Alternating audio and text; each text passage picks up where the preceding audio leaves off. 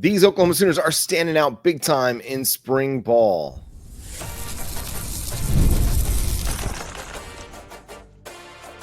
You are Locked On Sooners, your daily podcast on the Oklahoma Sooners. Part of the Locked On Podcast Network, your team every day.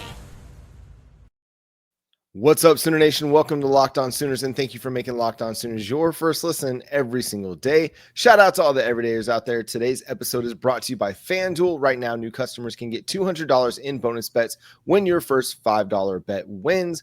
Go visit FanDuel.com today. He's Jay Smith. I'm John Williams. We're part of the Locked On Podcast Network, your team every single day. Jay, we had scrimmages, and there's a bunch of scrimmage notes that have come out from places like OU Insider and Sooner Scoop and Sooners Illustrated as well.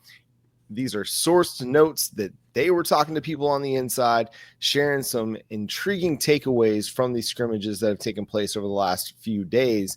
And it sounds like, Jay, let's start up front, because it sounds like the offensive line has been holding their own against Oklahoma's stout defensive line.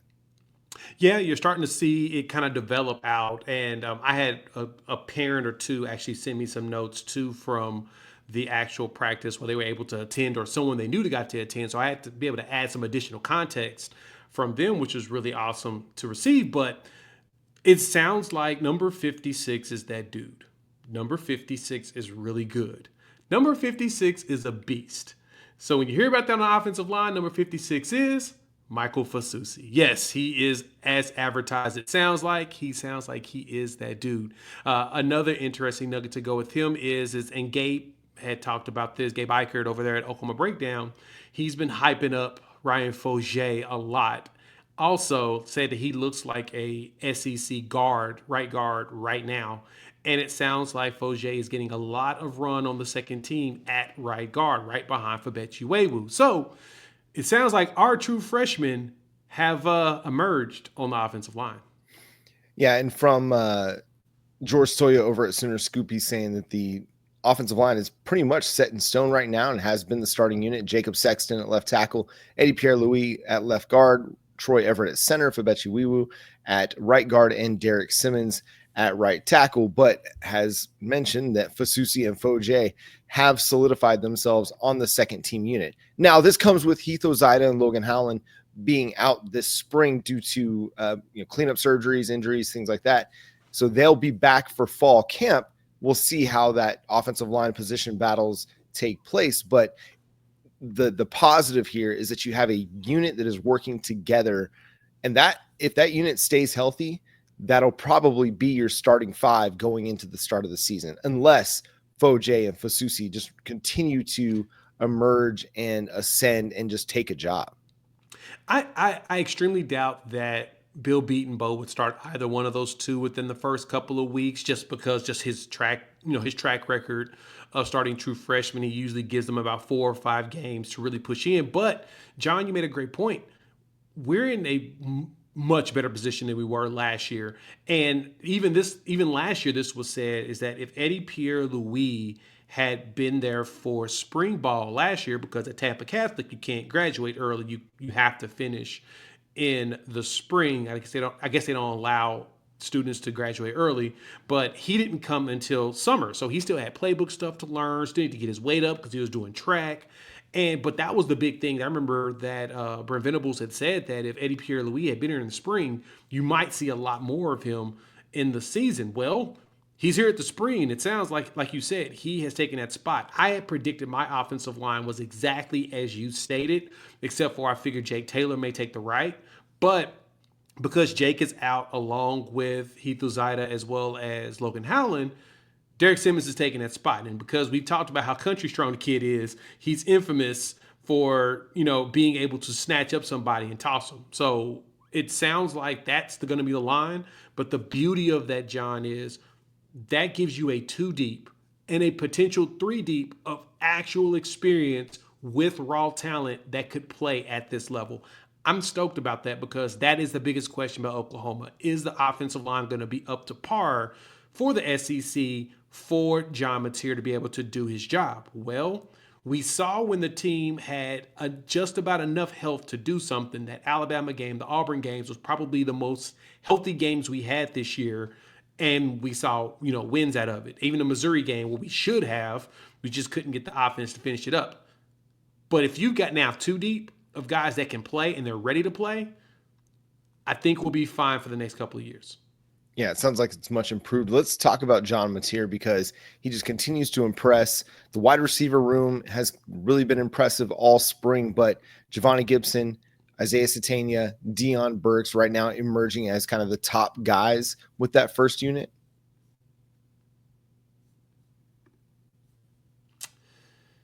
Well, John,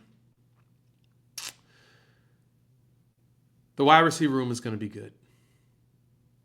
Had to add a little bit of dramatic feeling to this because seriously, no, Javonnie Gibson is jumping out.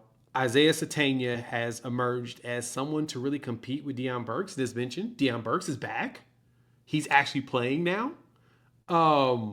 Elijah Thomas sounds like he's going to be the freak of nature that we talked about before spring camp started. We said this at the workouts. We may have redone everything we needed to do in the wide receiver room. I want to see Keontez Lewis, but I heard that him, Josiah Martin, as well as Ivan Carrion did not participate. But I've also seen reports that Martin did participate. So that one I need to clarify with a couple of people. But if Martin, Carrion, as well as Lewis did not practice, you still got Keontez who's going to be able to potentially show up. And at his frame at 6'2", similar to Javonnie, that gives you another big wide receiver that we've all been needing. I really love all the good notes we're hearing about Javonnie, but Satania is becoming one to where Arbuckle's going to have to figure out how to put both of them on the field at the same time, John. He's going to figure it out. Because if you get Burks and Satania together, that could be dangerous. Yeah, they're going to use some 3 and 4 wide receiver sets, and right now in 3 wide receiver sets, you got to think it's going to be Satania, Burks, and Javonnie Gibson as your starting 3. Obviously, when they expand that out with more wide receivers on the field, it makes it easier to get them on the field. Now it's just a matter of getting them the ball in space. Running back is an area that, there was some concern going into spring ball because you just needed to have a better season than what you had a year ago, but you felt good about your options, especially with a guy like Xavier Robinson, with Taylor Tatum, bringing back experienced dudes like Javonte Barnes and Gavin Sawchuk. It sounds like, and we'll talk more about this in our episode tomorrow, but it just sounds like maybe they haven't done enough yet this spring. Yeah, it sounds like we just don't know who the number 1 back is yet. And no one has truly emerged at it, while at the same time, you still got guys a little banged up. Javonte Barnes isn't practicing right now. He has the foot thing or whatnot from the surgery he had like 2 years ago, and it's still he's still dealing with that. So we're waiting on him to get healthy. Sawchuk's gotten stronger, so we're going to see if he's going to be able to emerge at it. Xavier Robinson, I think he's spending more time with the ones. It's between him and Sawchuk. Sam Franklin is still floating around back there.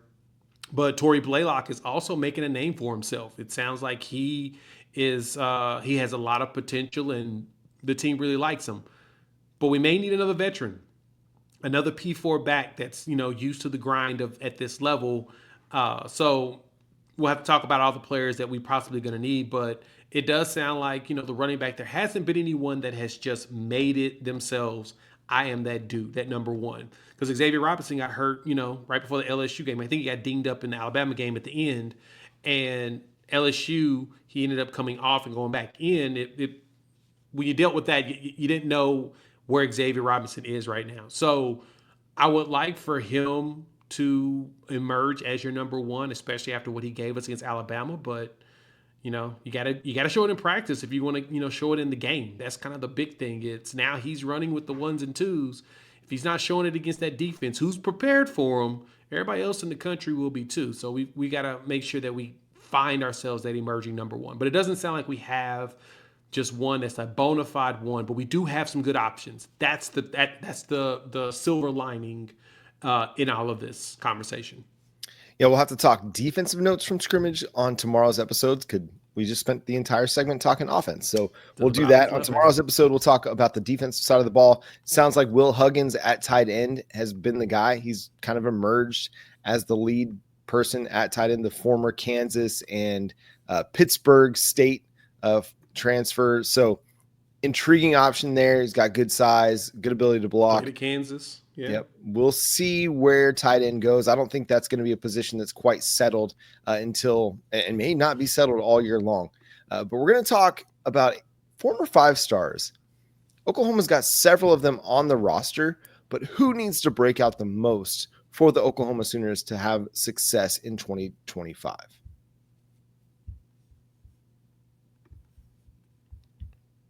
March Madness is here, and FanDuel is giving you a chance to get in on the action like never before. Right now, new customers can get $200 in bonus bets when your first $5 bet wins. That's right, 200 extra bucks to use on anything from buzzer beaters to Cinderella stories, and even who's cutting down the nets. Like right now, you got the Final Four set in college basketball, so you got to make your choices there, and FanDuel will make it easy for you. The app is simple to use, and whenever I win or you win, you'll get paid instantly, so there's no waiting around. So visit FanDuel.com and get in on the hoops action all tournament long. Thanks again for making Locked On Sooners your first listen every single day. Shout out to all the everydayers out there. Tune in and subscribe to the show wherever you get your podcasts. We're part of the Locked On Podcast Network, your team every day. The Oklahoma Sooners have 5 players on their roster that were former 5-star in their respective recruiting classes. They have Marvin Jones Jr., the transfer from Georgia and Florida State, Peyton Bowen, PJ Adebawore, David Stone, and Michael Fasusi. For this conversation, we are taking Michael Fasusi out of the conversation. Yes. He just got on campus 3 months ago. So we're going to give him the benefit of time and development and not worry about saying he needs to break out as a true freshman. Okay. So we're going to do that. So Jay, of the 4, David Stone, PJ Adebawore, Peyton Bowen, and Marvin Jones Jr., who's the guy you think has to have a breakout season for Oklahoma this year? Honestly, I think it's kind of easy to me. I think it's going to be Peyton Bowen. There's been so much talk about him, his athleticism, his ability to make plays. He needs to have a big year. And I know he's been dealing with turf toe for the last couple of years. That was the thing that held him up, especially last season. It's, he hasn't had the same step that he had in high school. He's been dealing with a few little ailments, but it sounds like he's back on getting to the healthy spot, getting to where he's ready to ball out. And we need Peyton Bowen to give us what we got from Billy Bowman over the last few years. We need that athleticism. We need that game-changing playmaking. We need that freestyle capabilities. So to me, if there's anybody that needs it the most, it's going to be Peyton Bowen. I'm looking at that defensive end spot because you've got a bona fide playmaker in R. Mason Thomas on one side of the ball. Now you need somebody like Marvin Jones Jr. or PJ Adebawore. You need one of those two guys to really step up and provide that second pass rusher for Oklahoma's defense to take another step to that elite, transcendent defense that we're all looking for under Brent Venables. If you have just one, good offensive coordinators can scheme to take that guy away. You need to find a second one that can consistently create pressure on the quarterback, come away with sacks, disrupt the timing of the quarterback's drop, and completely change the game. We saw it with South Carolina. We saw it with Ohio State, just how dynamic those defenses could be when they got teams into second and third and long situations, or in the fourth quarter when they're up double digits and teams are having to pass a little bit more than they might like to. When those guys are able to just pin their ears back and rush the passer, it takes so much for offensive linemen to slow them down. So if one of those two guys, PJ Adebawore and Marvin Jones Jr., if they can really emerge and become a good second pass rushing option for the Sooners, this defense goes to a whole nother level. It does. Edge play is so critical, especially in the SEC. If you're getting constant pressure on the quarterbacks, and if you can get one, if not both of those 5 stars to emerge with R. Mason Thomas and then a Daniel Collier right behind them, and all you're doing is disrupting nonstop, that's going to be huge for the defense. And it's funny because I've said this before. I think that the defense won't see that big of a drop-off that everybody's expecting. I know losing Danny Stutzman hurts. Same thing with Billy Bowman, right? Your veterans and Des Malone and Woody Washington and all of that totally get it. I think that, losing all those edges we lost in Ethan Downs and Caden Wooler, Trace Ford, etc., you're going to feel it. But I think with the multiple years in the system for a lot of these players, I don't think the drop off is going to be as big as people think. And if the offense is able to help by not giving the ball back immediately after you cause a turnover, the defense is going to have an opportunity to get not only breaks, but it's going to elevate their game because they're not going to have to do everything. And I totally see that happening this season, that it's going to be a little bit of a surprise. I think that statistically the defense is going to look better. I think it's going to be almost at par with what it was last year. We saw against Alabama what it can look like when your defense plays with the lead late in the game. I mean, those guys were just absolutely getting after Jalen Milroe. And when you can do that consistently and you can play with the lead in the second half, it totally changes what your defense is able to do, because they can be aggressive. They can send their pass rush and say, hey, just go rush the passer. These guys are down double digits and they need to throw to come back. Go get them, as opposed to having to play both the run and the pass. And so that's going to help guys like Grayson Halton, who can dart through the defense. Now, he's not a former 5-star, but that just helps the defensive line be able to just go get after the quarterback. So yeah. I like that. And then for a guy like David Stone, he's only in his second offseason for Oklahoma. And so I would like for him to break out. That would be amazing if David Stone can break out and be a significant part of that defensive tackle rotation. I don't know if Oklahoma needs to have him break out more than Peyton Bowen or PJ Adebawore or Marvin Jones Jr., who are 3 and 4 years into their collegiate careers now.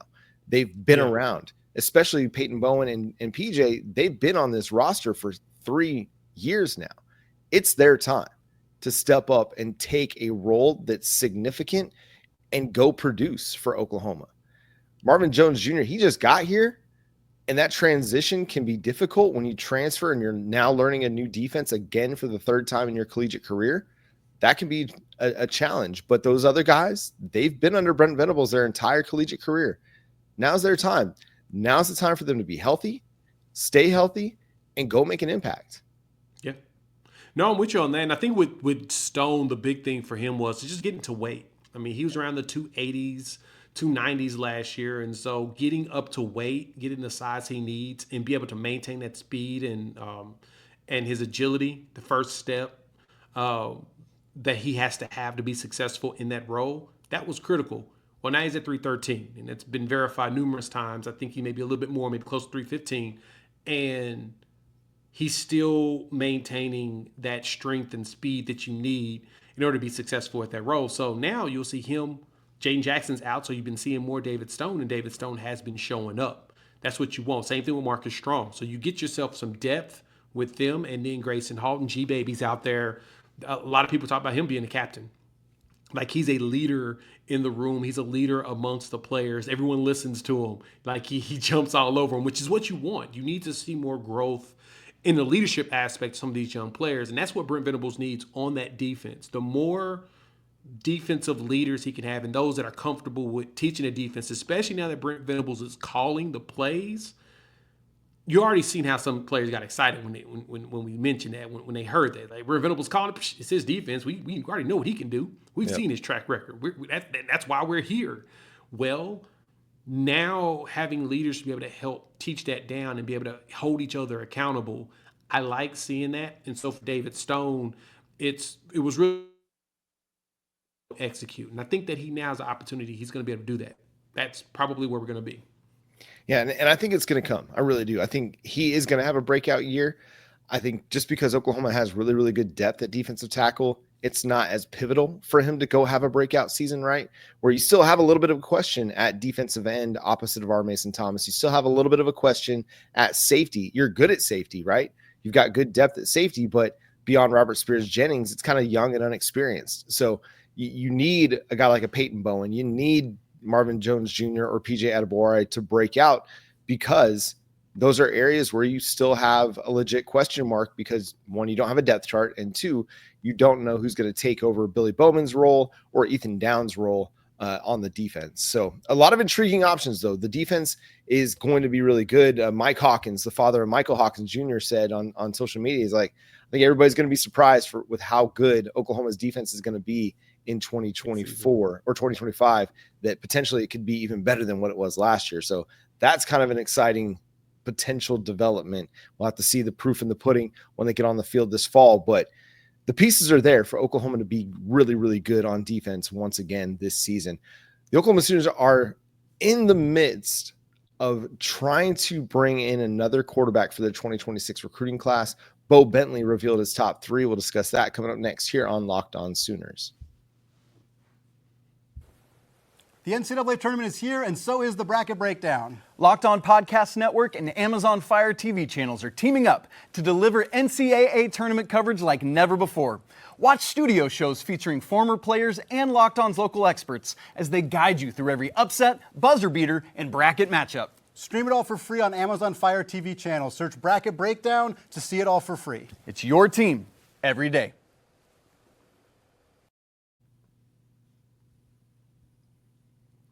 Thanks again for making Locked On Sooners your first listen every single day. Shout out to all the everydayers out there. Tune in and subscribe to the show wherever you get your podcasts. We're free and available on all podcast platforms and on YouTube. So hit that subscribe button, hit that notification bell to let you know when new episodes drop. Jay, the Oklahoma Sooners are in the final 3 for quarterback Bowe Bentley, who dropped his top 3 on Sunday. According to Hayes Fawcett, he says Georgia, Oklahoma, and LSU are among the final 3. He will be at Oklahoma June 13th through the 15th for his official visit.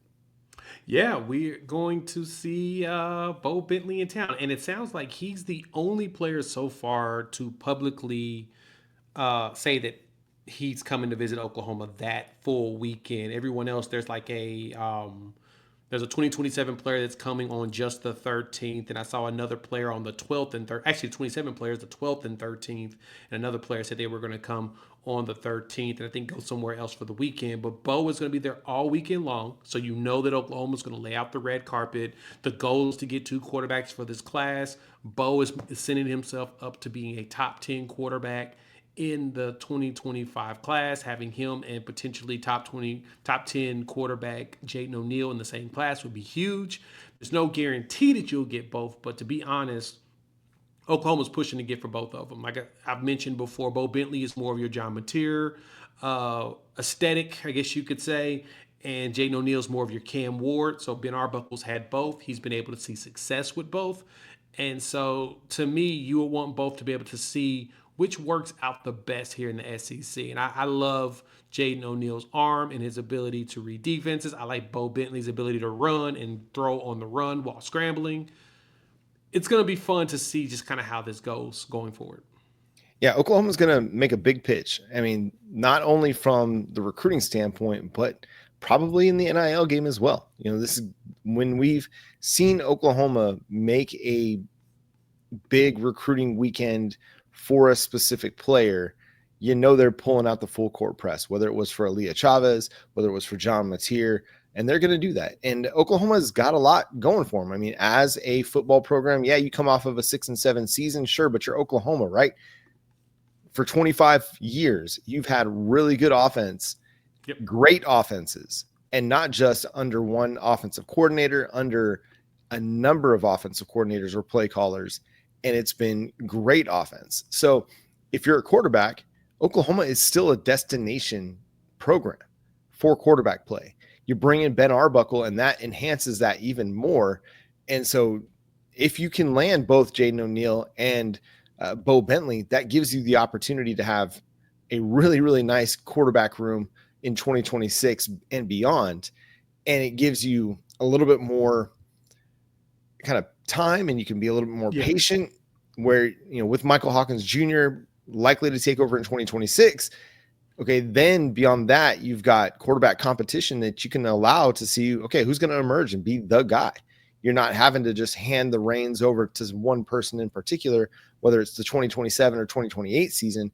You can take your time and be patient and just let the process play out, as opposed to having to dub one guy the heir apparent. We saw kind of how that worked out last year.